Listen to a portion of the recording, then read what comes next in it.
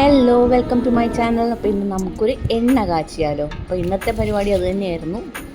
ഇപ്പം ഞാൻ പറിക്കുന്ന കീഴാർ നെല്ലിയാണ്. അത് മുറ്റത്തൊക്കെ തന്നെ നന്നായിട്ട് നിൽപ്പുണ്ട്. കണ്ട അടിയിൽ നെല്ലിക്ക മാതിരി ഇരിക്കുന്നത്. ഇത് കയ്യുണ്യം അല്ലെങ്കിൽ കയ്യൂന്നി എന്ന് പറയുന്നത് ഭൃംഗരാജൻ എന്നും പറയും. അപ്പോൾ അതും ഇതൊക്കെ വീട്ടിൽ തന്നെ നിൽപ്പുണ്ട്. അപ്പോൾ അതുകൊണ്ടാണ് ഞാനെല്ലാം പറിക്കുന്നത്. ഇതൊക്കെ വെച്ചിട്ട് എനിക്ക് പണ്ട് അമ്മ എണ്ണ കാച്ചുമായിരുന്നു. നല്ല അന്നമ്മ നെല്ലിക്ക, താനിക്ക, കടുക്ക എല്ലാം ഇട്ടിട്ടാണ്, ബ്രഹ്മിയൊക്കെ ഇട്ടിട്ടാണ്. ഇപ്പോൾ പറിക്കുന്ന തുളസിയാണ്.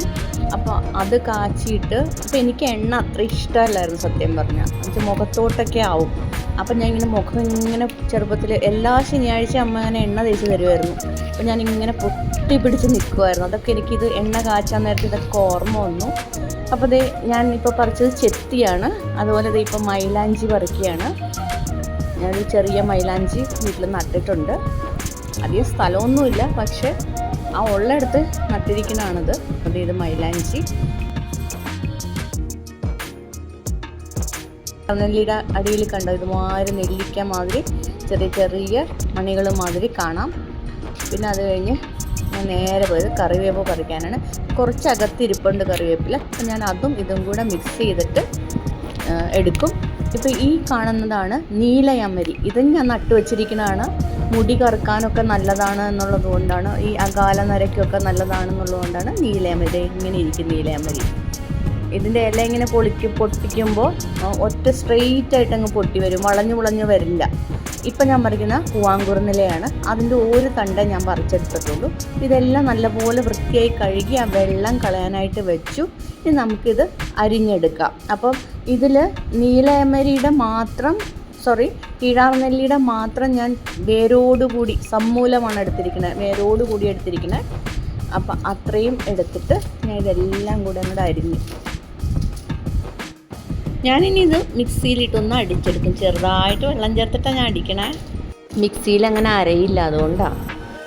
എനിക്ക് തോന്നുന്നു എണ്ണയേക്കാൾ നമ്മൾ അകത്തോട്ട് കഴിക്കുന്ന ഭക്ഷണം, വൈറ്റമിൻസ് അടങ്ങിയ ഭക്ഷണം, അതുപോലെ ഹെറിഡിറ്ററി ഒക്കെ ഒരു ഫാക്ടറാണെന്നാണ് എനിക്ക് തോന്നിയിരിക്കുന്നത്. പിന്നെ എണ്ണ ബ്ലഡ് സർക്കുലേഷൻ കൂട്ടും, അപ്പോൾ കുറച്ചൊക്കെ പ്രോഗ്രസ് കാണുമായിരിക്കും. ആ വിശ്വാസത്തിലാണ് ഇതൊക്കെ തേക്കുന്നത്. അപ്പോൾ ഇത് ഞാൻ നന്നായിട്ട് അരച്ചെടുത്തിട്ടുണ്ട്. ഇനി ഒരു ഉരുളി ചൂടാക്കിയിട്ട് അതിലേക്ക് വെളിച്ചെണ്ണ ഒഴിക്കാം. പിന്നെ കുട്ടിക്കാലത്ത് ഇങ്ങനെ എണ്ണയൊക്കെ തേച്ച് തന്നുകൊണ്ടായിരിക്കാം എൻ്റെയോ എൻ്റെ ബ്രദറിൻ്റെയോ മുടിക്ക് അങ്ങനെ കുഴപ്പമൊന്നും സംഭവിച്ചിട്ടില്ല, ടച്ച് വുഡ്. പിന്നെ ഏതെണ്ണ തേച്ചാലും നമ്മൾ സ്കാൽപ്പിൽ നമ്മളൊന്ന് മസാജ് ചെയ്യുമ്പോൾ ബ്ലഡ് സർക്കുലേഷൻ ഇൻക്രീസ് ആവും. അപ്പം മുടി അത് വളരാൻ സഹായിക്കുകയും ചെയ്യും. അപ്പം ഞാൻ അരച്ച് വെച്ചിരുന്നതൊക്കെ എടുത്ത് നമ്മുടെ വെളിച്ചെണ്ണയിലേക്ക് ഇട്ട് കൊടുത്തു. നമുക്കത് മീഡിയം ഫ്ലെയിമിൽ, ഹൈ ഫ്ലെയിമിലല്ല, ഒരു ചെറിയ ലോ ടു മീഡിയം ഫ്ലെയിമിൽ പതുക്കെ അത് കാച്ചിയെടുക്കാം. പിന്നെ ഞാനിതിൽ എക്സ്പേർട്ടൊന്നും അല്ല, പക്ഷെ ഞാൻ ഇങ്ങനെയാണ് എണ്ണ കാച്ചുന്നതെന്ന് കാണിച്ചു തന്നതാണ്.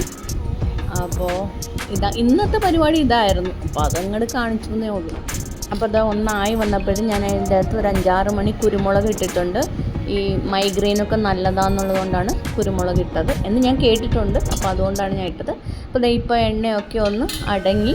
അപ്പം ഞാനിനി ഒരു അരിപ്പയിൽ ഒരു തുണി വെച്ചിട്ട് അതിലേക്ക് ഇത് കുറേശ്ശെയായിട്ട് ഒഴിക്കുകയാണ്. അപ്പോൾ കണ്ടോ, ആ പച്ച നിറം മാറാത്ത രീതിയിലാണ് ഞാൻ എടുത്തിരിക്കുന്നത്. കാരണം എനിക്ക് തോന്നിയിട്ടുണ്ട് കൂടുതലിട്ട് കാച്ചി അതൊരു കറുത്ത നിറമാക്കി കഴിയുമ്പോൾ കാർബണായിട്ട് മാറും. അതിൻ്റെ അകത്ത് കിടക്കുന്ന ആ പൊടികൾ ആ ഇലയുടെ തരിയൊക്കെ കാർബണായിട്ട് അങ്ങനെയുള്ള ഒരു സാധനത്തിൻ്റെ ഗുണം പോവും എന്നെനിക്ക് തോന്നിയിട്ടാണ് ഞാൻ ഈ പച്ച ആ ഫോമിൽ തന്നെ എടുക്കാറ്.